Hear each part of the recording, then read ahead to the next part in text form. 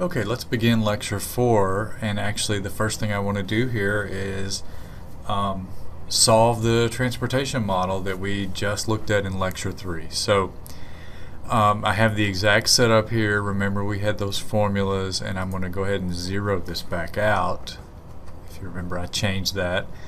Have all my total cost formula, my cost contributions, and these are going to be the choice variables. And if you open Solver, I believe it's set up for you. So let's just check everything. B23 is down here. It's the objective variable. That's what we want. Remember, this is a little different than we've been doing because the objective is way down at the bottom now. We used to be at the top, and we're using these matrices, so everything is a little spread out. I am minimizing this problem. My choice variables are B9 to B11, so if I click that, if I click that, then I can move this up here, and it'll show me that. Sorry, I keep blocking myself. B9 to B11, C to C11, D, and then E all the way down to E11. So that looks correct. So it's picking up the right 12 cells. And then on the constraints, you can see that I've used the sort of highlight the entire row, and so I've copied the left hand side must be greater than or equal to the right hand side for all of the destinations, and then for the sources, F9 to F11 must be bigger than H9 to H11. So everything there looks good to me. We have unconstrained non-negativity, good, and then simplex LP is our method. I just click on solve, and it went to the other screen there, but you can see solver found a solution. All constraints optimality are satisfied. Keep the solver solution. Then we're just going to click on both the answer report. Sorry, I'm not going to use the answer report. Just the sensitivity report. And this one. So you click on that, get a blue highlight, and you click on OK, and it produces this sensitivity report in Excel. Okay, so just something I just wanted to go through that step. The solution is also here, and obviously we can look at our contribution costs in the optimum, by destination, by source, the total cost, and then of course in these cells, right, they're going to match up where it's non-zero down here. You'll also get how the shipments play out. And so what you see what's going on here is we're shipping from Le Havre to Leipzig, so you get 400, and then it's sort of like, well, you can't ship any more to Leipzig, so move on. And we still have to get rid of another 400 units there. Where are we going to ship those? And they get split between Nancy and Tilburg. And so there's something going on here. There's a logic to all of this that we could sort of entertain and play out. It could be that we fill those 400 first and then move on to Amsterdam and ship those to Liège. And so I guess what I want to make clear is this dimension problem is big. And even though this thing is linear and we know that we could sort of sort out the iterations that cause this to fill in, our best bet is to move straight to the sensitivity and start seeing what we can uncover there. What can we do to sort of rank things or think about being a low-cost source versus a high-cost source, and comparing out the routes. And so that's what's going to happen here. So with that, you have this sensitivity report now created, and you can check it here in the video, but I'm going to switch to my slideshow because I have the sensitivity report there as well. And so let me bring that up, and I want my pointer changed. Okay, so in the lecture 4 output here, you can see the sensitivity report is not only giving you all the sensitivity, it's also giving the solution, right? So because this top piece here is these final values here are the activity levels, okay? And by setting this up in a matrix, what it's doing is it's taking the label on the row and then pushing it up against the label against the column, so each of these gets labeled as a route, right? So it's Amsterdam to Leipzig.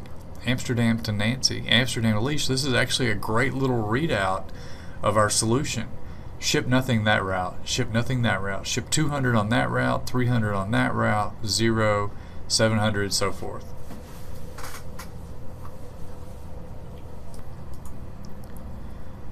Okay, so right next to this solution information, these final values, we have our first sort of reduced cost, or this shadow price or objective penalty column that gives us some economic values, right? These are numbers, these are cost numbers, these are in terms of the objective equation, right? That's why we said objective penalty.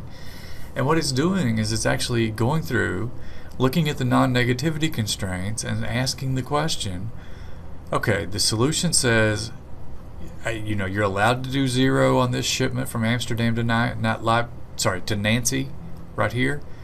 We are going to ship 0. That's a binding constraint. You are at the lowest possible shipments from Amsterdam to Nancy, and that means there's a shadow price associated with it, and it's right here.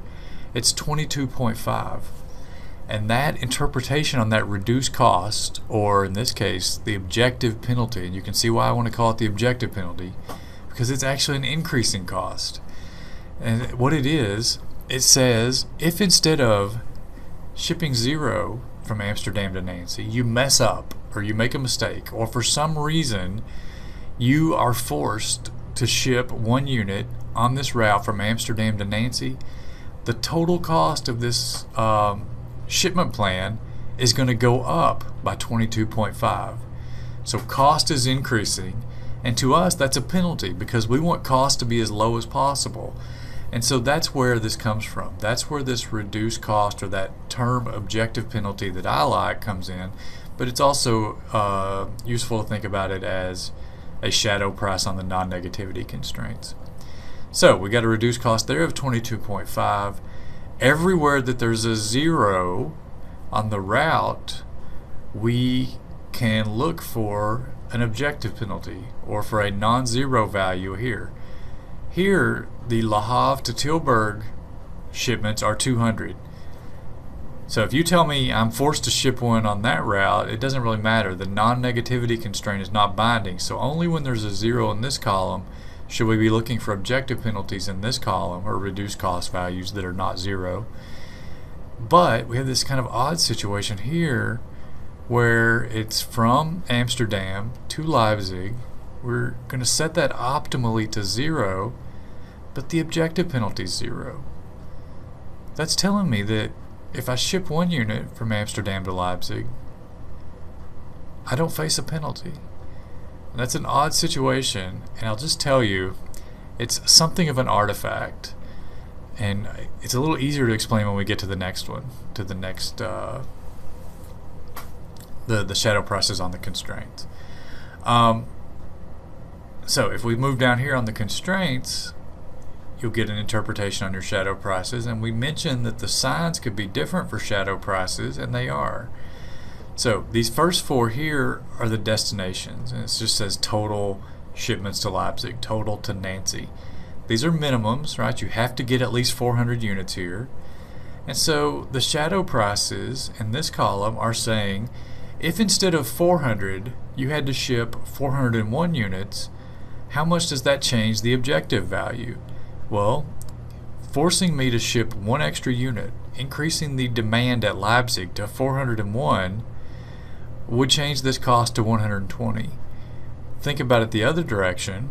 If I wanted to reduce, if for some reason the assembly plant required 10 less units there, and so this went from 400 down to 390, then costs would go down by the shadow price, and so it would be a savings on the transport cost. Now there's an extra cost to us somewhere, and also lost returns, but the cost portion of this comes down because we no longer have to meet that requirement of 400.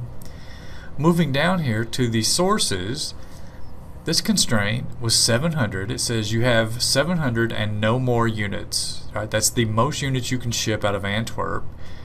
Well, this shadow price says if you could get a 701st unit, if for some reason production was ramped up there and you got 701 or 710 units and they were ready to ship, then yes, you should ship them. And you could reduce the total cost in this shipment planning or this transportation planning problem by $68 per unit. You're cutting costs by expanding at this source.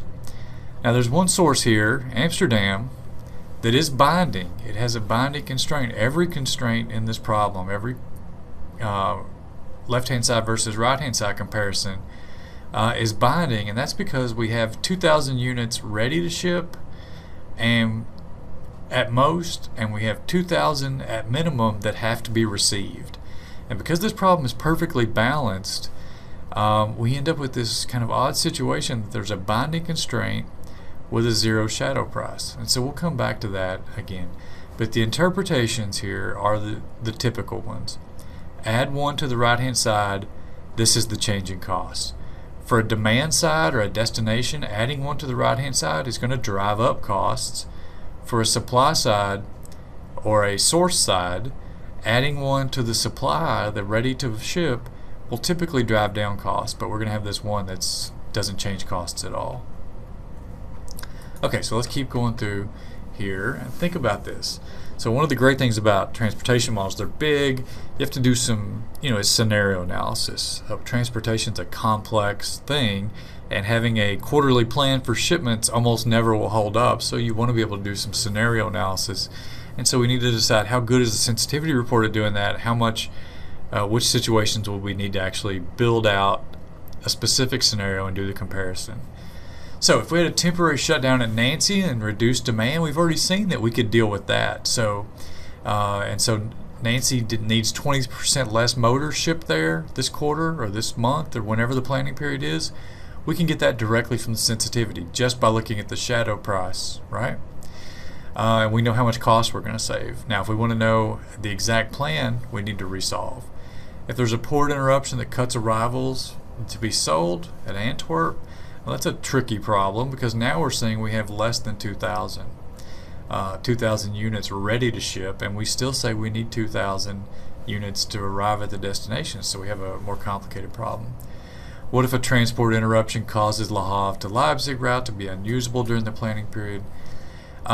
So any of these, if you want to know the new production plan and get it reported to you, it's pretty easy just to resolve, but the sensitivity report will already tell you what kind of penalties you're going to face if you have to use a new route, or what kind of cost reductions you get from those deviations. The only thing we have to do is be sure that we look at the shadow price or the objective penalty cost to identify the per unit value and then see if it fits into the allowable decrease and increase. Sensitivity is fundamentally about how sensitive or reactive these things are. So what I'm going to sort of say to you in these transportation problems are so complex and the patterns are tough to just figure out is if we have a real scenario we need to deal with, it's almost always appropriate to go back in, introduce the constraint that will set up that scenario, and resolve it for these large network problems. Even though you already might know the change that has to happen to the objective from the sensitivity report. And so you have this sort of natural check. Did you get the change in the objective from your new problem that was predicted by the sensitivity report?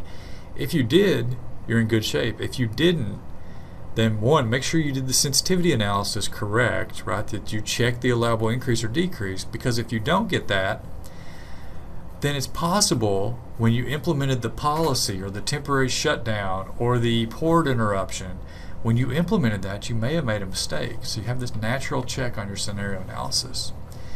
The sensitivity analysis is also good for sort of evaluating things. We already talked about the idea of sort of evaluating the costs at destinations, right? So all the shipment costs to Nancy versus I think Leipzig was another one. How would you measure those out? We said a statistician might just average up the cost from shipping everywhere, but that wouldn't be very good because some of those will be zero. Some of those we're never going to use. And so the sensitivity report actually gives us this ranking system for the best source. And that would answer sort of a question. If we were going to expand operation at a port, or if we were going to be sure that we drew in more source, which one would we want to invest in making sure that we had more stuff ready to ship out of a port? What's the most valuable, the most cost-cutting port? Same thing for a destination. What would we call the best destination? If we were going to expand capacity in one of the assembly plants, what would the cost of transportation tell us is the best place? Now there may be all kinds of other considerations, but from if we're just managing the transport cost in the network, then we can predict, or we can come up with a measure of what the best is, and we can actually come up with a ranking and the cost difference, so that we would know how it compares into the bigger scheme of things. We can also rank the routes. So what's the worst route? And we can go from worst to the least worst of the unused routes, and I'll talk through that. Oh, sorry. Let me jump back here, and we'll actually look at the sensitivity report to do that. So if we wanted to look at the best source, well, it's just the one with the lowest shadow price, right? And by lowest, I mean most negative. So the best source is the one that adding a unit will lower cost by the most. And so Antwerp then could be ranked as our best source. If we were going to increase capacity for shipments out of one of the sources, Antwerp is the one we would focus on. Second would be Le Havre, and then third is Amsterdam. Amsterdam is sort of the tail end, and it's the last thing, the last piece of the solution to fill in. That's why it gets the zero shadow price. So what's really going on in this zero shadow price is the total constraint, the balance, the next sort of topic I'm going to talk about, is telling you, okay, you have to meet all the shipments. You prefer not to ship from Amsterdam, but it's the only thing you have left. So it's sort of a residual solution. It ends up with this zero shadow price on the constraint.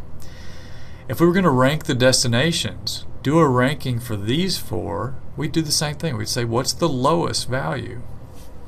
What's the lowest shadow price? In this case, it's not negative, it's positive. So which one is closest to zero? If we were going to expand, the transport costs in this model say expand at Liège, because you are able to get things there at low cost. You have a low cost way of getting motors there to put into the assembly line, and so that would rank you as best. Second best would be the next lowest cost, third best, Nancy, and then fourth. Now when it comes to routes, we typically start and think about what's the worst route we have. Basically, if you change all the zeros over here to 1 individually, which one is going to penalize you the most? And it turns out it's Antwerp to Liège. It is the worst cost. It is the worst route that we have. It's the most expensive route. Now it may be the case, that when we look at the cost, Antwerp to Liège is not the highest cost parameter though, right? So the shipment from Antwerp to Liège is only 100, but introducing it into the model, unless I'm mistaken, introducing it into the model has the highest penalty. Okay, so we can't just use the objective coefficient. Sorry, I could have checked those right here. The objective coefficient's only 100, but using it drives up costs because you're passing over so many advantageous options to ship that route. And you just rank these from highest to lowest. Second worst, 118. Third worst, 98.5. And you can go through all of the unused ones. There's no way to rank the best ones, the best routes, but we have the source and destinations to work from there. Okay, but if they're being used, the penalty costs all show up as 0, and so we don't have to worry about those. Okay, some issues in the model. When you have this balanced condition, the total at the supply side is 2,000, the total on the demand side is 2,000. It means you're going to ship the minimum number you have to hit is exactly the maximum number that you can ship. The implication is the total on the supply side has to be at least as large. And it means if this problem is perfectly balanced, the shadow prices only have one direction that you can interpret them, technically. Technically, it's only valid when you think about a change to a constraint that leaves the supply side larger than the demand side. That means adding one to the right-hand side of a supply side constraint or a source constraint, removing one from a destination constraint. And you can see that over here. The allowable increases are all 0 for the destinations, and that's because the problem falls apart. You can't solve that problem when you say I need at least 2,001 total units shipped or to arrive at the destinations, but you only have 2,000 units available to ship. You do get allowable decreases because if there's nothing wrong with saying I'm only going to require now 1,999 units to get to the destinations, and I have 2,000 available. Same thing for here. We have zeros for the allowable decrease because the problem won't solve if you lower those by 1. Some other implications of this sort of balanced total condition, right? The total supply is equal to the total demand. One of the binding constraints will end up with it'll show up as binding, but it'll have 0 for its shadow price. It'll be the most expensive location. It'll be the last thing to enter into the solution, and it's usually on the source side. That shadow price is 0 because the total supply and demand has to be met, and the additional capacity at that last place, the last thing to enter the model, is worthless. You would never want to expand there. You would want to expand other places. Where the source side is balanced to the destination side, it's similar to the idea of statistics when you know the degrees of freedom are n-1. So if we knew the average height of everyone in a room, and you knew the measurements of the height for everyone but the last person, well, the last person, you don't even need to measure them because you have enough information already to collect that. And so this problem it's measuring the economic valuation of all these choices, but when it gets to the end, it's out of choices. It's just shipping to fill out the last piece of the constraint. So there'll always be one worse choice that meets this final requirement. Its marginal value will be 0. And then the last sort of thing we should talk about are integer issues. So we're going to come up on this problem and deal with integer problems when you guys come in for residency. But it's very possible that you would be sitting there thinking, what if it told me to ship half of a motor to one of the destinations? I'm sure the assembly plant manager would be unhappy with that.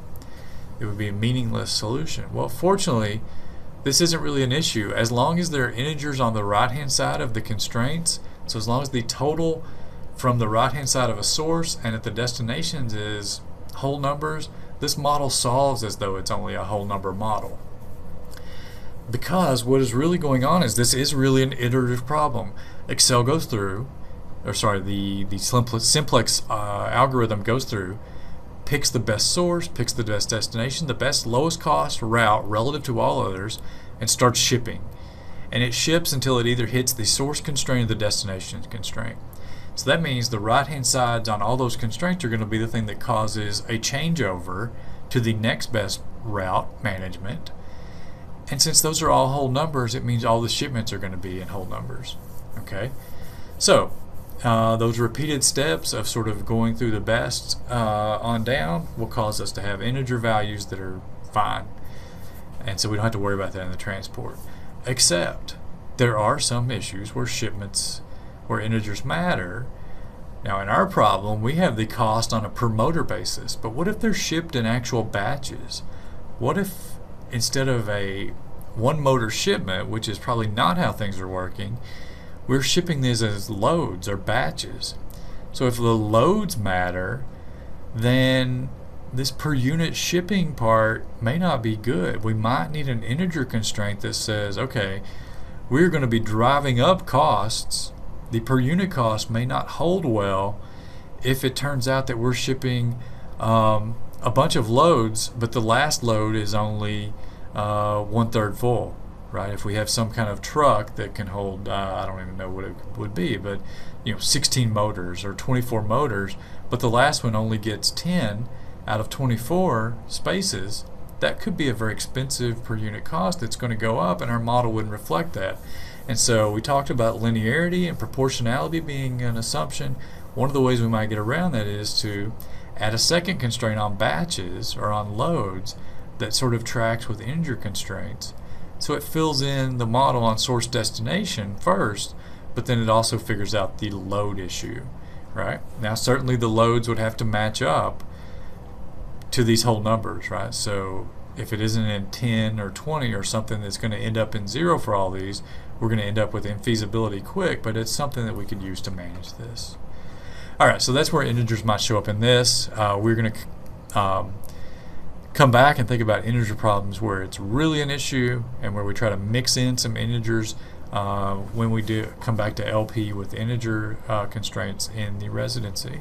But for now, that's going to close out our lecture sessions this period. You have some assignment stuff and quiz stuff to finish up from here and lab work.